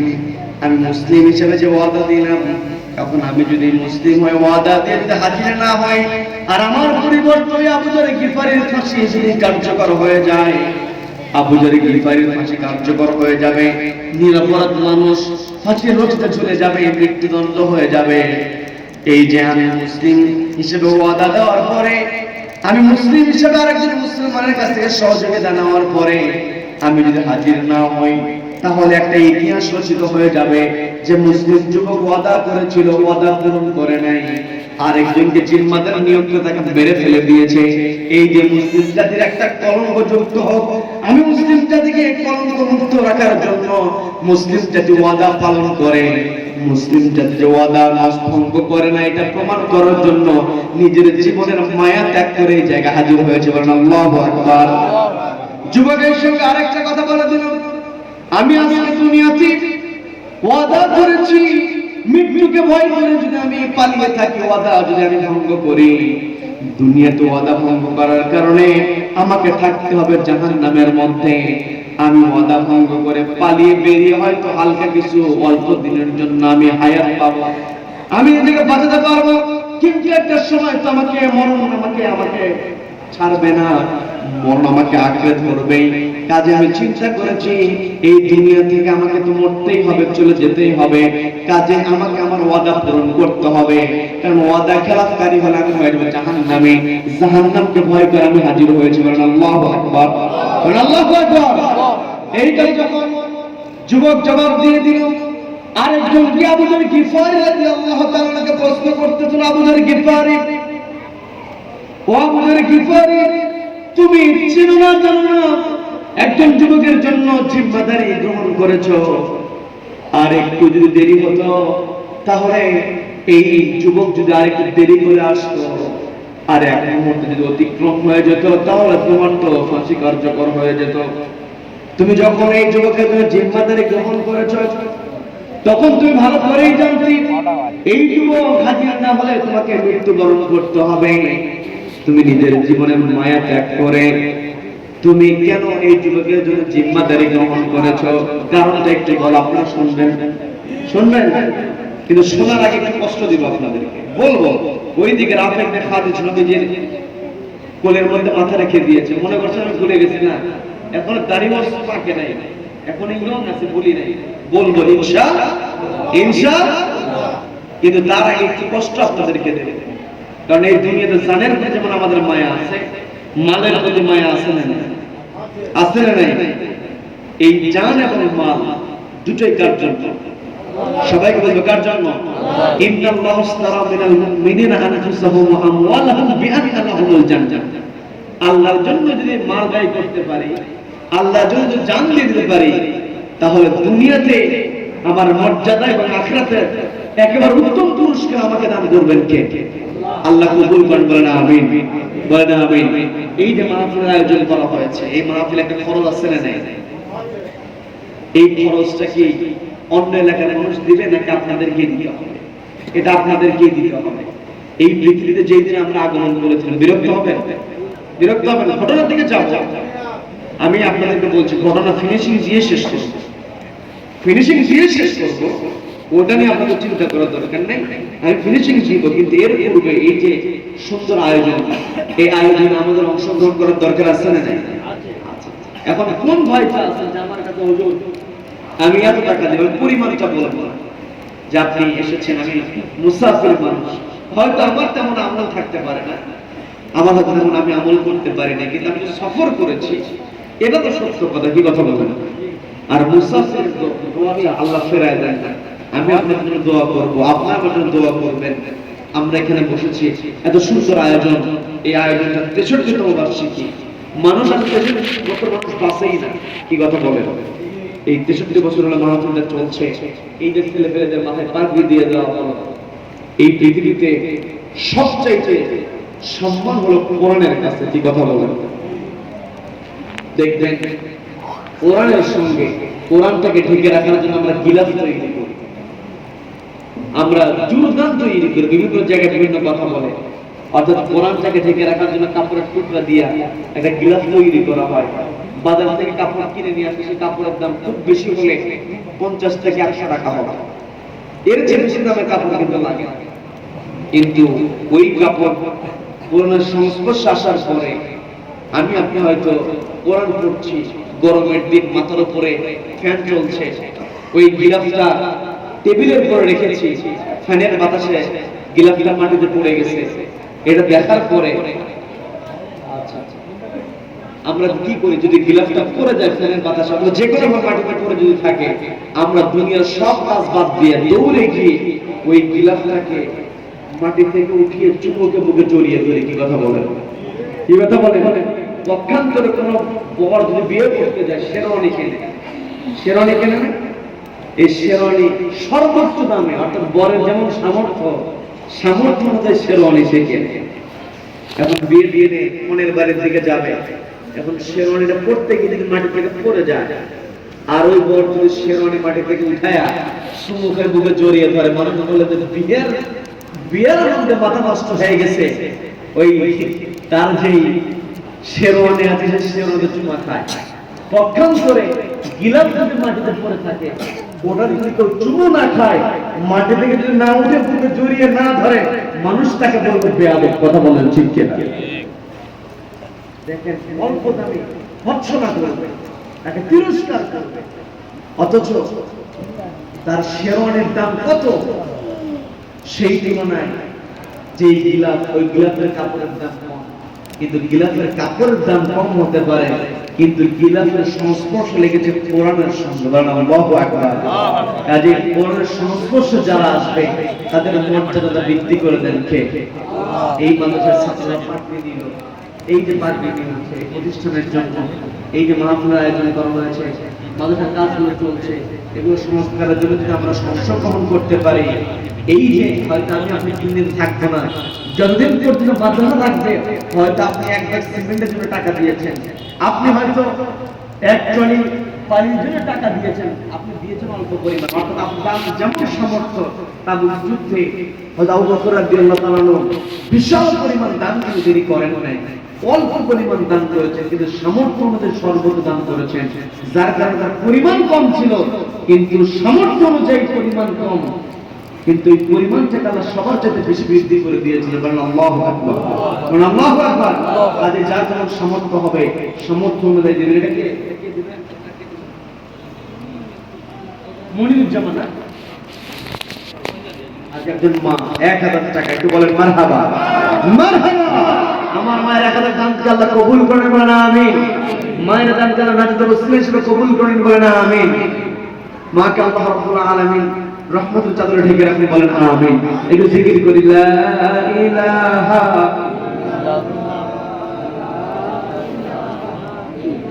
সুবহানাল্লাহ আলহামদুলিল্লাহ লা ইলাহা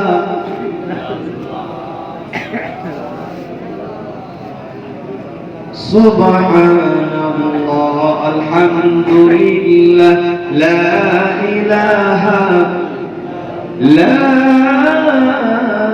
إله إلا الله محمد رسول الله صلى الله عليه وسلم। আল্লাহ আমাদের সকল কবুল করেন, বলেন আমিন। পর্দার মা বোনেরা শুনছেন, নবীজি তার যে আদর্শ প্রতিষ্ঠা করেছেন, এই কোরআনের বাণী প্রচার করতে গিয়ে নবীজিকে সবচাইতে বেশি তিনি সহযোগিতা করেছিলেন, তিনি হলেন খাদিজাতুল কুবরা রাদিয়াল্লাহু তাআলা আনহা। কথা বলেন ঠিক কিনা? আজ যদি আপনি আপনার পরিবারটাকে আদর্শ পরিবার বানাতে চান, মাদেরকে অগ্রণী ভূমিকা পালন করার দরকার আছে। যেই পরিবারে মা দেখবেন নামাজি হয়ে যায়, ওই পরিবারের সন্তানগুলো নামাজি হয়ে যায়। এক্সাম্পল দিয়ে বুঝতে পারবেন, সেটা হলো মসজিদের মিনার থেকে যখন আযান চলে আসে, মা আপনি একটু কানটা খাড়া করে শুনবেন, আপনাকে দৃষ্টি আকর্ষণ করে বলছি, একটু বোঝার চেষ্টা করবেন। যখন মসজিদের মিনার থেকে আযান চলে আসে, মা ওযু বানিয়ে নামাজ আদায় করে যায়, নামাজ বিছিয়ে প্রত্যেকদিন নামাজ পড়ে। আর ওই মায়ের যদি 3 বছর 4 বছর ছোট বাচ্চা থাকে, প্রত্যেকদিন মাকে নামাজ পড়তে দেখে, নামাজের কোনটা কিয়াম, কোনটা রুকু, কোনটা সিজদা তার ভালো, তার কোনটা সে বোঝে না, কিন্তু একটা বিষয় তার খুব ভালো লাগে, সেটা হলো মাকে সে প্রতিদিন সিজদা করতে দেখে। প্রত্যেকদিন দেখতে দেখতে এমন দৃশ্য আমার চোখের সামনে পড়ে যায়, মা নামাজ পড়বে, যায় নামাজ বিছিয়ে দিয়েছে, ছোট্ট বাচ্চা মাকে সুযোগ না দিয়া 3 বছর বয়স মায়ের আগে যায় নামাজের উপরে গিয়ে সিজদা দেওয়া শুরু করে। এমন ছোট বাচ্চা আছে না নাই? তার মানে মা যদি নামাজ না পড়ে, ছোট্ট বাচ্চাকে মাকে দেখে সিজদা দেওয়া শিখতে পারবে? পারবে না। এই জন্য মা আপনি নামাজ পড়বেন, আপনার বাচ্চা আপনাকে নামাজ পড়া দেখবে, আপনি সিজদা দিবেন, আপনার সন্তানকে সিজদা দেওয়া শেখাতে হবে না, আপনার সিজদা দেওয়া দেখে আপনার সন্তান অটোমেটিক সিজদা দেবে। বলেন আল্লাহু আকবার, বলেন আল্লাহু আকবার। আমার মা বোনদেরকে আল্লাহ নামাজ হিসেবে কবুল করেন, বলেন আমিন। মা বোনদেরকে দানশীল হিসেবে কবুল করেন, বলেন আমিন। নবীজিকে সমস্ত সম্পত্তি দিয়া নবীজিকে সহযোগিতা করেছেন খাদিজাতুল কুবরা রাদিয়াল্লাহু তাআলা আনহা। সেই মারা দেখেন, আমি বলেছি কে আমার কাছে সবার আগে দিবেন, পর্দার থেকে একজন মা 1000 টাকা দিয়েছেন, সেই মায়ের দানকে আল্লাহ নাজাতুল ওসিলা হিসেবে কবুল করেন, বলেন আমিন। আর কে আছেন? আপনাদের যদি নগদ কাছে না থাকে, এখানে নাম লেখাবেন, এখানে হযরত নাম লিখবে।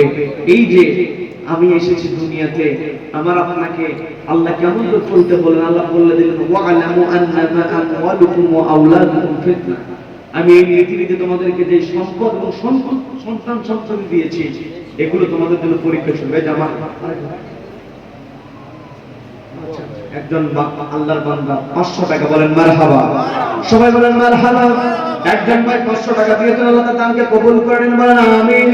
মায়ের জন্য দোয়া চেয়েছে, মা দুনিয়া থেকে বিদায় হয়েছে, মায়ের জিন্দেগির গুনাহ মাফ করে দিয়া আমার ওই ভাইয়ের মায়ের কবরটাকে আল্লাহ জান্নাতের সঙ্গে সংযুক্ত করে দিন, বলেন আমিন, বলেন আমিন।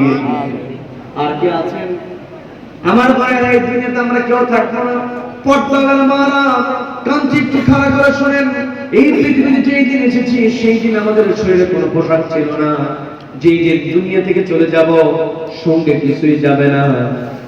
আমাকে আপনাকে কাফন পরানো হবে, ওই কাপড়ের কোনো পকেট থাকবে না, ওই কাপড়ের কোনো সেলাই থাকবে না, দুনিয়ার কোন সম্পত্তি আমরা নিয়ে যেতে পারবো না।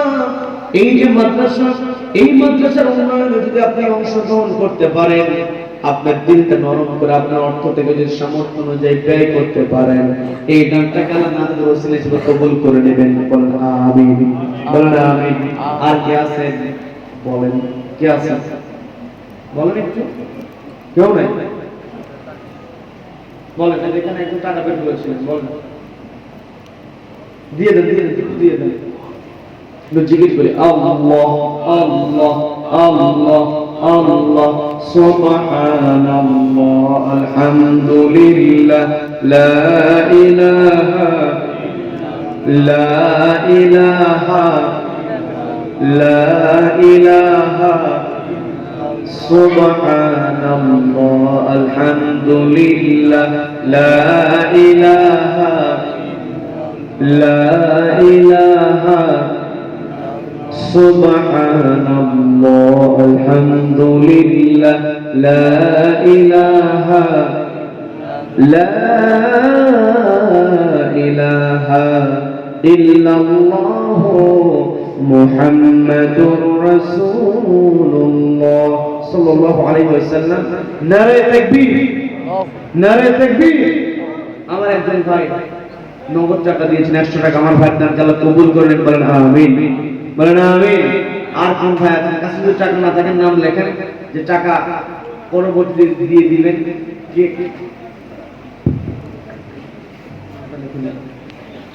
আচ্ছা, কে আছেন বলেন, বলে দেন। পিছনের ভাইয়েরা বসে আছেন, একটু দিলটা নরম করে এই মাদ্রাসার উন্নয়নের জন্য প্রত্যেক বছর এরকম সুন্দর আয়োজন হোক, এটা আমরা চাই। এই মাদ্রাসা যে কাজগুলো চলছে এই কাজগুলো সম্পন্ন হোক, এটা আমরা চাই। আমরা পৃথিবীতে এসেছি, এই জায়গা আমার কেউ থাকবে না। আমার আপনার বাড়িতে সুন্দর ডিজাইনের জন্য কত অর্থ আমরা ব্যয় করি। দিল থেকে নরম করে আলোচনা বাকি অংশ শেষ করে দেব। এরপরে আমার দেশের আরেকজন ভাই আসবেন, উনি অনেক ভালো কথা বলেন, মৌলানা রেজাউল ফারুকী ভাই, তিনি কথা বলবেন সুন্দর করে, তিনি কথা বলবেন, তিনি আরো আপনাদেরকে আরো সুন্দর করে কথা বলবেন। সুন্দর সুন্দর ইসলামিক গান তিনি গাইতে পারেন, খুবই ভালো কথা বলেন, আপনারা থাকবেন। তার পূর্বে আমি একটু চাচ্ছিলাম, তার কাছে অনেকে দেবেন, এটা আমি চাচ্ছিলাম একটু আমার সঙ্গে একটু মোলাকাত করেন। আমি আচ্ছা, আমার মা, এই মাদের মধ্যে থেকে বারবার আসছে আরেকজন মা, তার নাম উল্লেখ করেন। আচ্ছা, মা বোনদের মধ্যে রুমাল চলে যাচ্ছে। মা, আপনি খাদিজার উত্তরসূরি, খাদিজা রাদিয়াল্লাহু তাআলা তার খাদিজা রাদিয়াল্লাহু তাআলা আনহা তার সমস্ত সম্পত্তি নবীদের কাছে দিয়ে দিয়েছেন, নবীজিকে সবচেয়ে বেশি সহযোগিতা করেছেন। নবীজি যখন নারে তাকবীর, নারে তাকবীর, আল্লাহু আকবার। আমার ভাই 1000 টাকা বলেন মারহাবা, মারহাবা, মারহাবা, মারহাবা। সমস্ত ভাইদেরকে বলছি আপনারা আসবেন, আমার সঙ্গে মুসাফা করে দেন, যার যেমন সামর্থ্য আছে।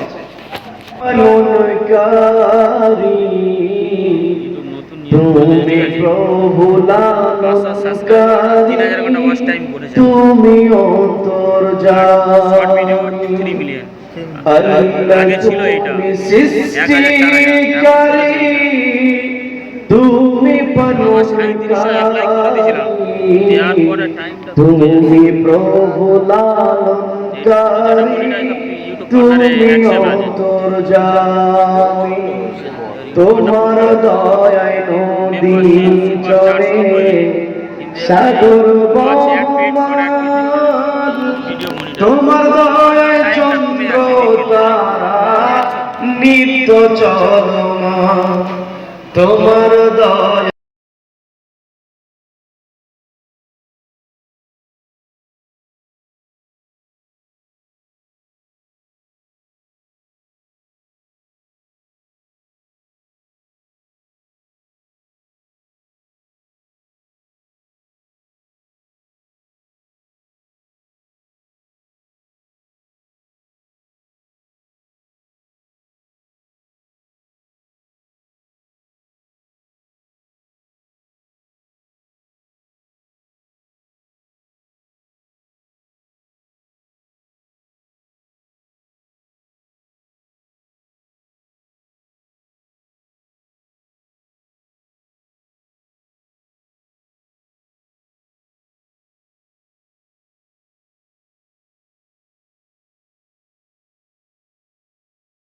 দীর্ঘায়িত করবো না, তবে যে কথাই ছিলাম, আবু জার গিফারী রাদিয়াল্লাহু তাআলা আনহুকে প্রশ্ন করা হলো, তুমি কোন আশায়, চেনো না জানো না?